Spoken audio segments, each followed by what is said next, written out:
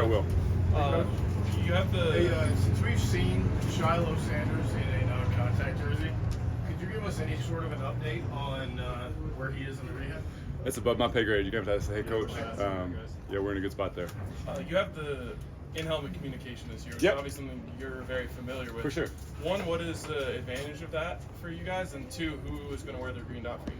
We'll play around with it. You know, it's a great advantage for us. It's a little bit more my comfort zone, as you mentioned. You know, defensively, do I think that when you're getting no huddle spread, it's going to work perfect every time? No, or you still have to signal? Yes. But it's a great tool for us, and candidly, it's a great tool to talk to the guys on the field. So we'll rotate it. You know, you can have conversations. I am probably guilty of talking too much. You know, at times they'll be like, "Leave me alone. Let me go play ball." But we'll play with it. You know, everybody will have it at some point. So once we have to make that decision, you know, kind of bi-weekly, it won't be the first time that they're hearing me. Coach, going off of that, is there an advantage to the fact that you've been doing it? You are familiar with that as opposed to coach and player both having to learn that? Yeah, I think so. You know, just because I've probably seen the dark side of it a couple times. You know, like where guys want to like take their helmet off and just rip it off because the coordinator's yelling at them the whole time. So hopefully I know less is more. But again, everybody's working with it. You know, bi-weekly it'll look different. I have had some phone calls with guys. You know, I think defensively it's not as advantageous as offense, right? That's just what it is. It's an offensive game. We adapt and we adjust that way. But again, it is my comfort zone, so I do feel good with it.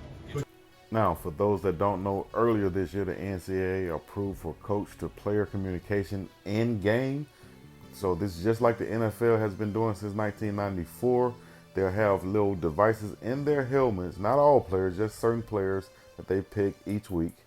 For them to have these devices in their helmets, the helmets will be marked with a green dot on them, and the cutoff operator will shut off the coach's communication with one player 15 seconds before the snap count or before the snap of the ball.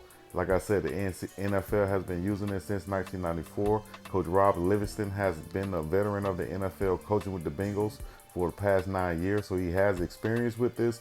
Does this give the Buffs an advantage on the defensive side of the ball since their defensive coordinator has been using this? Let me know in the comments what you think. We'll get back to you in a minute.